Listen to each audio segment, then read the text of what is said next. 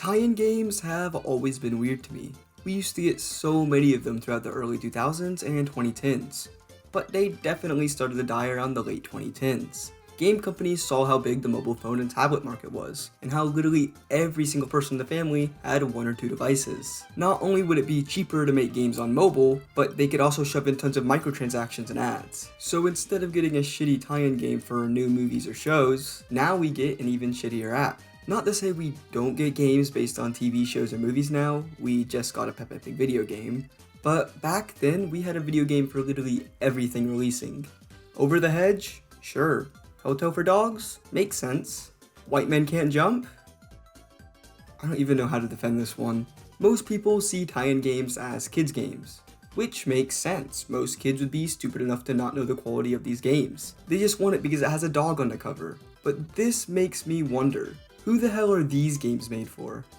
Video games that tie in with adult properties. More specifically, adult cartoons. These are very weird because I don't understand why they are made, but I also do. Adult gamers aren't gonna see a game about Family Guy and want to buy it. Why would they do that when they have the knowledge about so many good video games? While these shows were marketed for adults and are made for adults, you already know that kids and teens are the biggest fans of these shows. They love thinking they are mature, so of course they'll eat this kind of humor up. So these adult tie-in games are definitely made for that audience. In this video, I will be checking out games based off of South Park, Futurama, and Family Guy. There are a couple of other adult animated cartoons that have gotten video games, most notably Beavis and Butthead, but one, I wanted to stick to franchises that I have watched, and two, I can't stand Beavis and Butthead. And when you look up adult cartoon video games, you don't really get the best search results. Also, I don't know if your parents are like mine, but I consider Simpsons to be adult animation, only because I wasn't allowed to watch it as a kid, but I know plenty of people say it's not really adult animation. And I can make a whole video just talking about Simpsons video games because of how many there are. So if you're interested in something like that, just let me know. And just one more thing. I won't be talking about any mobile games in this video, but now let's start with everyone's favorite, South Park. South Park probably has the best reputation when it comes to video games. This is because of their two RPGs that released and took over the internet for a little while. South Park: The Stick of Truth and The Fractured Butthole. These games are both received really well by critics and by fans, and honestly feels like you're watching an episode of South Park, just now you're in control. Too bad I'm not going to talk about those games in this video. I'm sorry, I just can't stand RPGs, I want to bring some light to the lesser known South Park video games. For better or worse. South Park for the Nintendo 64 was developed by Iguana Entertainment and published by Acclaim. It released in 1998, and how is it? Yeah, it sucks. It's cool seeing the South Park intro recreated in 3D, and the cutscenes look okay for an N64 game, but everything else about this game is just so lifeless. This game is a first-person shooter, and it being on the N64, you already know it does not control well in the slightest. Something as simple as moving around the characters just feels delayed and unresponsive. The camera control is horrendous, any slight movement causes the camera to whip right in that direction. It makes it impossible to precisely aim at things, or makes it a struggle to just turn around when you have an enemy behind you. There will be times where you have to be precise with your movement, but because of the controls, it makes something as simple as crossing a body of water really hard to do. You can find lots of weapons on the ground while exploring these levels, but they all just kind of feel the same to me. The only real difference I noticed was this one did more damage than that one. Some of them can be unique, but again, the controls really take away from that. The levels are all mind-numbingly boring. Sure, in the first level, it was cool seeing the town in 3D, but most of the levels are just bland environments with literally nothing ahead of them. The levels are all really open, but they're completely covered in fog and empty, which sort of gives this game an eerie vibe to it. You're the only person walking around these huge environments with nothing but fog, poorly lit areas, bad textures, and enemies in your way. It's also really easy to get lost or not know what to do next because everything looks the same and the fog. Not only is this game awful to look at, but it's just so dreadful to play. Almost every single level is way longer than what it needs to be, especially because the main gameplay loop is practically the same each time. Go through long and boring stages fighting hordes of turkeys. Sometimes you'll have to defend an area, and then do a boss fight. 80% of this game is just mindlessly shooting at enemies in the most lifeless levels imaginable. Not even a South Park comedy or art style could save it. They're not even taking advantage of the fact that this is a South Park video game. It's just some boring, lifeless first-person shooter. This game does feature a split-screen mode that has tons of different game modes. Too bad I wasn't able to test it out. And that's basically everything this game has to offer other than some cheats, I guess. This game was later ported over to the PlayStation in 1999 to coincide with the South Park film releasing at the time, which sucks to find it out after I played the N64 version because it probably would have controlled better. For some reason, critics gave the N64 version some pretty mediocre reviews, but when it came to the PlayStation version, they absolutely hated it. But if you were a kid growing up at the time of this game's release, you probably remember on all the marketing for this game, it always included a Game Boy Color version. The Game Boy Color version was being developed by Crawfish Interactive, and it was fully finished and ready to ship, but it was cancelled because South Park creators Matt Stone and Trey Parker stated that the game was just not fitting on the Game Boy Color as that console was marketed towards children. But they did keep a few copies for themselves because it was the first completed South Park video game. The game's engine and assets would be used for 2 more Game Boy Color games by Crawfish: Maya the Bee and Her Friends, which was a European exclusive,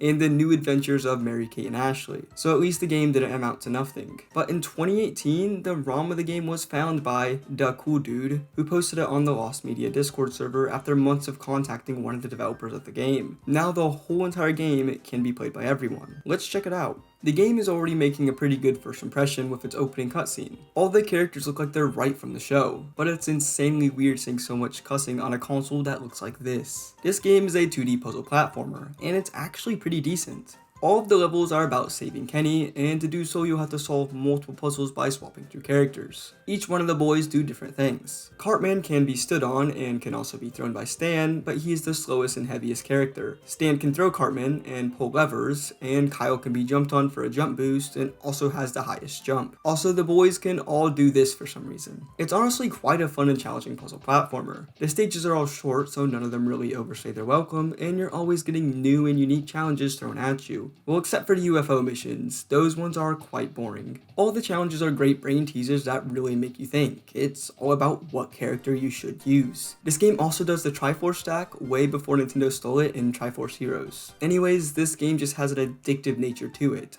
I always just wanted to collect everything in the stages and 100% them. In between the platforming stages, you'll have some mini stages that can grant you more lives, which makes this game pretty easy. And you have boss fights, which can be creative or as simple as having all the characters reach the top of the stage. I love it when one of the characters die because they let out this horrific cry.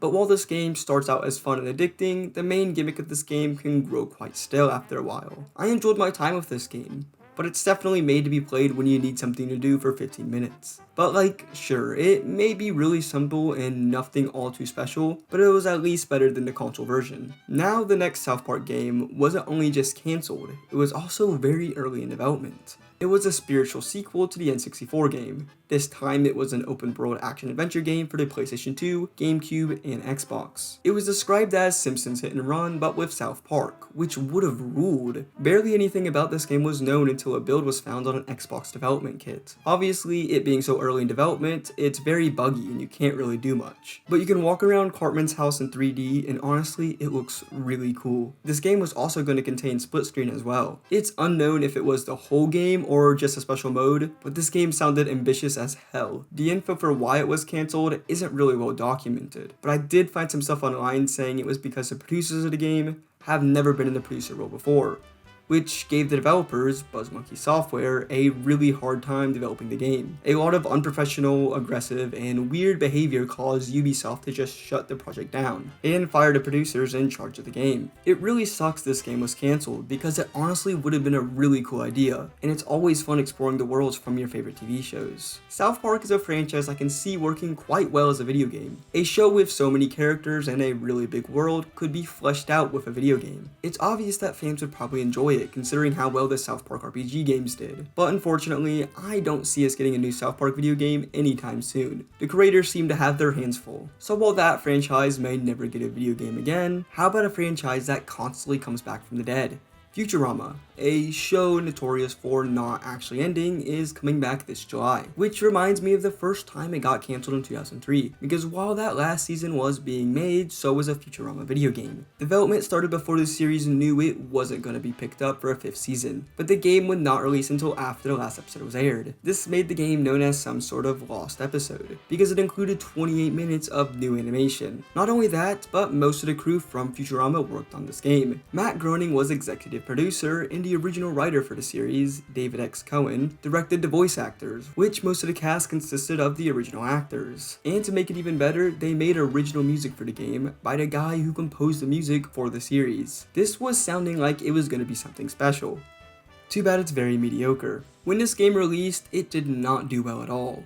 Critics hated it and no one bought it. The game did really poorly of sales and not a lot of copies were made, making this game really expensive and rare. I've heard some people say it's valued high because of the 28 minutes of new animation, but no. Later in one of the direct-to-DVD movies, the footage was compiled into a 30-minute feature titled Futurama: The Lost Adventures. I find it funny that since the developers of the game, Unique Development, went out of business, the production team had to make this game by recording video from an Xbox console running the game. But that's enough about the development. Let's play the game. The cutscenes are pretty great, despite the 3D animation looking kind of dated. This game is in a third-person perspective and mostly consists of platforming, shooting, or fighting enemies. You play as 3 different characters, and each character has their own unique type of levels. Fry is mostly just moving and shooting, Bender's consist of a lot of platforming, and Leela's revolve around combat and puzzle solving. The controls are a little weird, but you can get used to them with time. The worst part of it is probably the camera. It is constantly getting stuck on things, and it will bump into walls not letting you turn it. The levels in this game are really detailed and nice to look at. They generally look like they could have been from the show. The first level has you playing as Fry and finding stuff around the lab so you can repair the ship. It's actually a pretty fun mission and a good introduction to the game. It's weird that it's pretty different from the rest of the game though, because in this level you're having to explore and find stuff while the rest of the game just becomes about keep moving in the set path until the level ends. Instead of being taken to cool locations throughout the Futurama universe, the levels' locations all become very generic, like sewers or canyons. None of these levels stick out to me at all. For Fry's levels, you just do the same thing every single time. Keep moving forward until there's an enemy or some light platforming in your way. And it gets old really fast. His shooting controls aren't the best. It relies on an auto-target system, so it's just a matter of pressing the same button until they die. The platforming isn't anything special either. Occasionally you'll have to pull a lever that's in your way, but that's as deep as it gets. Bender's levels don't do a good job at shaking things up either. They are focused far more on platforming, which is pretty boring because you're mostly just following a straight path. None of it is really all that engaging or challenging, and the levels are so linear. It's not really that fun to collect things either. Everything just feels so lifeless. Sure, the levels might be in the same art style of the show, but they never take advantage of that, and just make every level feel bland. For some reason, there's a lot of enemy spam, and Bender's combat is not good. It again just feels like an endless button mash until you can move on to the next part. Leela's levels make things a little bit better, but aren't amazing. Her levels are probably the best out of the bunch. You'll mainly be exploring and puzzle solving. They even have a little jingle for every time you solve a puzzle like Zelda. None of the puzzles are anything groundbreaking, but they definitely make for the most interesting playstyle out of this whole package. It's kind of fun to explore as well, but there aren't any secrets or anything to find. It's again just get to the end of the level, just this time the level has a bit more depth to it. The platforming in her stages is a bit more engaging, but that's only because she can dodge, but it's mostly the same. Her levels are also focused on combat. The combat may be a little bit more engaging, but it's still not very special. The deepest it gets is sometimes you'll have to defeat a certain enemy first to take out the other ones. But with all this being said, her levels have the most variety: combat, platforming, puzzle solving, and exploration. It just feels like to me the whole game should have been like this. The first 2 set of levels just feel so generic when compared to hers, and Leela's levels aren't anything special in the first place, so I think that just says a lot for how bland the levels are. Overall, this game is mediocre and lifeless, and it's the only video game Futurama has. I think Futurama, much like South Park, could make it as a great game. Like, imagine what a Simpsons hit and run version of this game would be like. It would be sick. I don't think this show is gonna get another video game anytime soon, but we can all hope. I mean, it did just come back, so this franchise can literally do anything. But it's time to move on to everybody's favorite adult cartoon,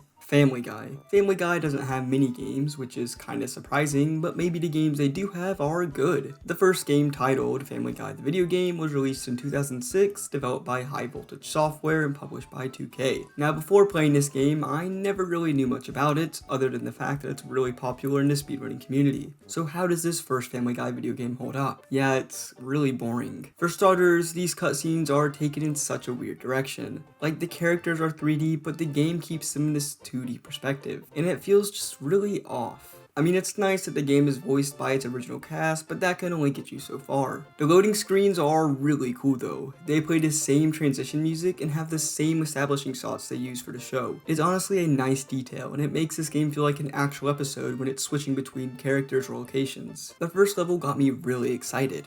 I play as Stewie and I can walk around the Griffin's family house, but in 3D. Man, I love this kind of stuff when it comes to bringing any type of show or movie into a game. It's something I can honestly never get tired of, and it makes me miss tie-in games. But as Stewie, I have to explore the house to find all the power-ups so I can power up my weapon. This game is in this weird isometric camera, which can make it hard to see some parts of the house. Once I find all the power-ups, I can go downstairs where I have to mind control Lois so I can get my way outside. And once we're outside, we get the full gist of Stewie's gameplay. Just go around and defeat enemies, do platforming, mind control puzzles, and some weird Space Invaders thing. In basically every single level as Stewie, you'll be doing the same thing. The gunplay isn't all that engaging, most enemies die after being shot once, and it's just way too simple. Occasionally there are these Space Invaders inspired sections where you can only move left and right and must shoot all the enemies in front of you to progress. These didn't add much to the game and just felt like another way to fluff it out. I do like the upgrading system though.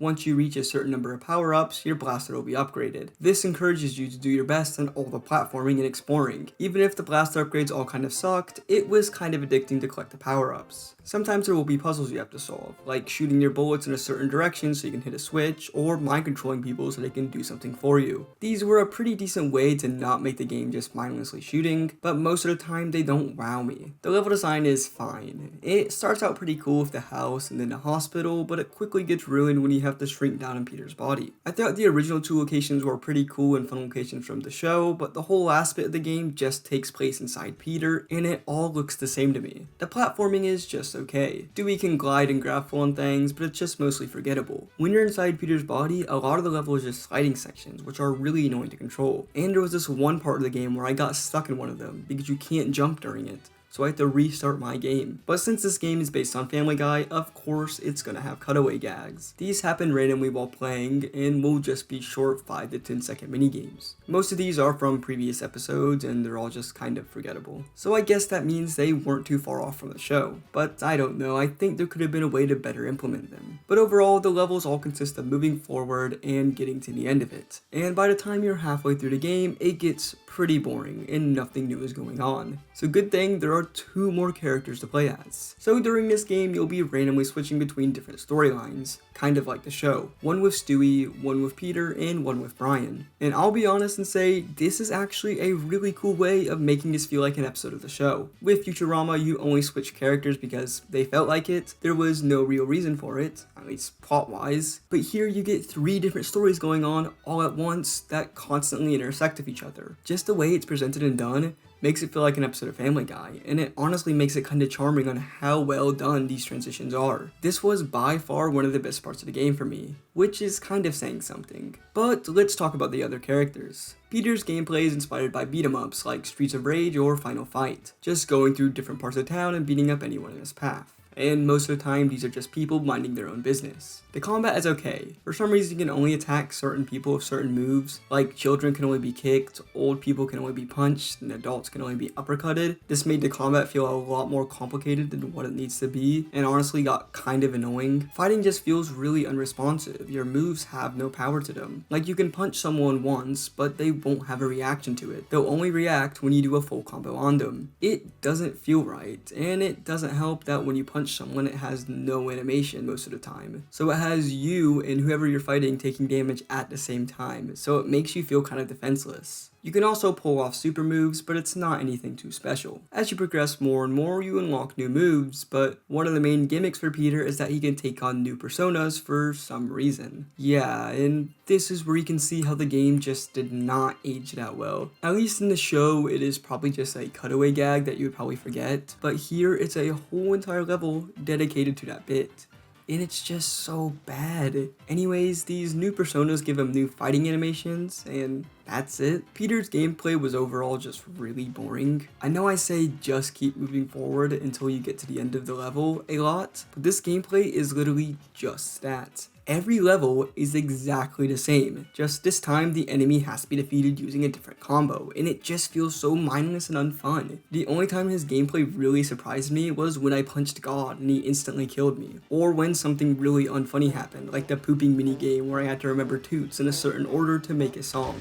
Now let's talk about Brian's gameplay. His levels are all based around stealth. I don't know why specifically that, but that's what they chose. It's honestly the weakest out of the bunch. Like, you can only really move forward and duck. You can use shadows or desks to hide yourself and wait for people to pass by, but most of the time it just revolves around you waiting for people to turn around or move out of the way so you can move on. Brian can find and wear disguises, but I never noticed a difference when I was using these. These levels are insanely forgettable and boring because you're just spending most of the time waiting for people to move out of your way. And when you do get caught, sometimes you can lose a lot of progress, making it very frustrating. Also, the first level put a bad taste in my mouth because of another thing that has aged really poorly. But that's basically all there is to Brian's gameplay. His is the most basic, and honestly they feel like a side game from an actual section in a video game. Overall, this game is quite boring.